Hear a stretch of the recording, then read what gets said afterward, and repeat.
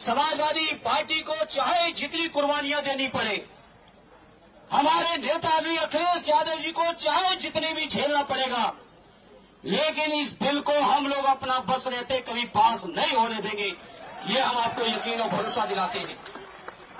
आप सबकी दुआओं से और आप सबकी मेहनत से समाजवादी पार्टी आज इस हैसियत में है, आपकी कृपा से, आपकी दुआओं से, कि संसद को चैन से नहीं चलने देगी। अगर संसद में जबरदस्ती बिल आएगा तो ये सरकार की नीयत से आप सब वाकिफ हो।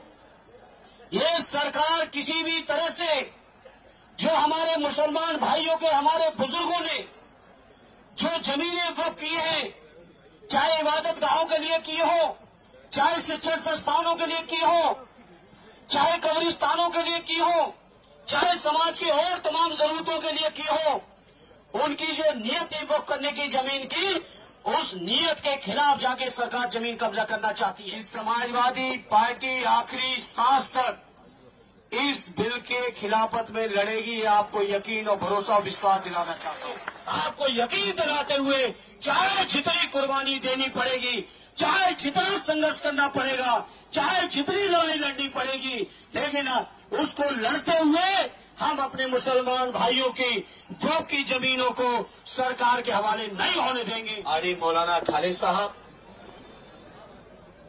और सभी संगठनों के, मैं समझता हूं सभी हमारे सम्मानित, पूरे देश में जितने बड़े बड़े पर्सनालिटीज हैं जिनसे मिलने के लिए लोग व्याकुल रहते हैं, आज वो सभी साहिबान आज हमारे मंच पर हैं। सभी हमारे सम्मानित साहिबान, आरडी अवधेश प्रसाद जी सहित, क्योंकि वो सीनियर बहुत है हम सबसे, सभी सम्मानित हमारे सांसदगण और इस कार्यक्रम में आए हुए देश के कोने कोने से पधारे हमारे सम्मानित साथियों, पत्रकार मित्रों, आज के इस मौके पर मैं अपने नेता आदरणीय अखिलेश यादव जी और अपनी पार्टी समाजवादी पार्टी की ओर से आप सभी को यकीन और विश्वास दिलाने आया हूं कि समाजवादी पार्टी आखिरी सांस तक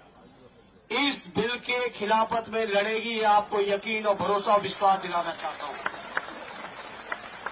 बिल के इंट्रोडक्शन से लेके, जेपीसी से लेके, जहां जहां तक ये बिल चला और जहां तक ये बिल जाएगा, चाहे संसद में दोबारा आए, चाहे न्यायालय तक जाना पड़े, हर स्तर पर समाजवादी पार्टी आपके हर फैसले के साथ मजबूती से खड़ी है साथियों। और आपको यकीन दिलाते हैं, समाजवादी पार्टी को चाहे जितनी कुर्बानियां देनी पड़े, हमारे नेता अली अखिलेश यादव जी को चाहे जितने भी झेलना पड़ेगा, लेकिन इस बिल को हम लोग अपना बस रहते कभी पास नहीं होने देंगे। ये हम आपको यकीन और भरोसा दिलाते हैं।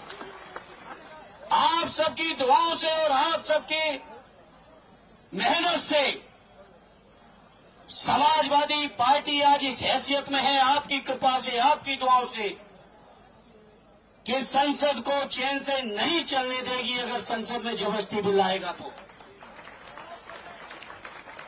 ये सरकार की नीयत से आप सब वाकिफ हो।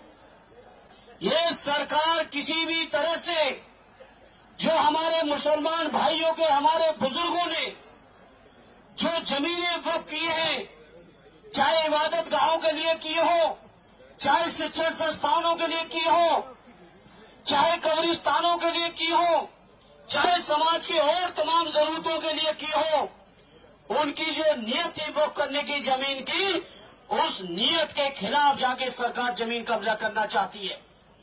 सरकार को पता है कि रेल और रक्षा के बाद अगर सबसे ज्यादा कई जमीनें हैं तो हमारे वक्फ बोर्डों के पास है।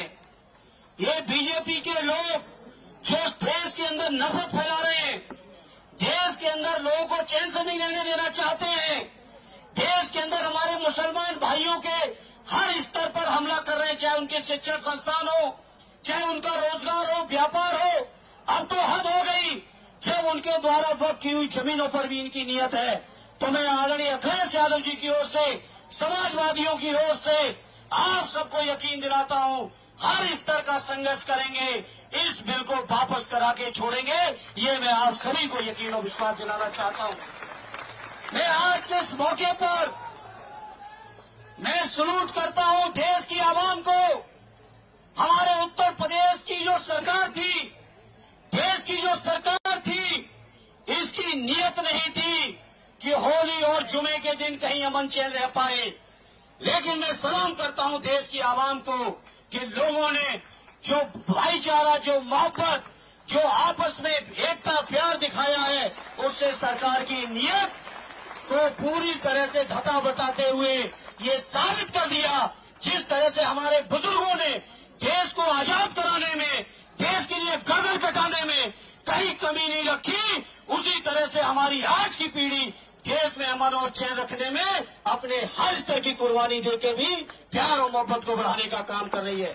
इसलिए आज इस मौके पर चूंकि बहुत सारे लोग आए हैं, हम ज्यादा समय नहीं लेंगे। इस मौके पर मुस्लिम पर्सनल लॉ बोर्ड के आरिफ खालिद साहब से लेके मौलाना उस्मानी साहब से लेके सभी सम्मानित पदाधिकारियों का मैं शुक्रगुजार हूं कि उन्होंने मुझे मौका दिया अपनी बात को रखने का, और इतने आवाम के बीच देश की मीडिया के सामने एक बार फिर आदरणीय अखिलेश यादव जी की ओर से आपको यकीन दिलाते हुए, चाहे जितनी कुर्बानी देनी पड़ेगी, चाहे जितना संघर्ष करना पड़ेगा, चाहे जितनी लड़ाई लड़नी पड़ेगी, लेकिन उसको लड़ते हुए हम अपने मुसलमान भाइयों की वोट की जमीनों को सरकार के हवाले नहीं होने देंगे।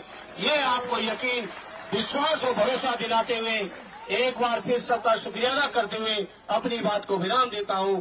जय हिंद, जय भारत।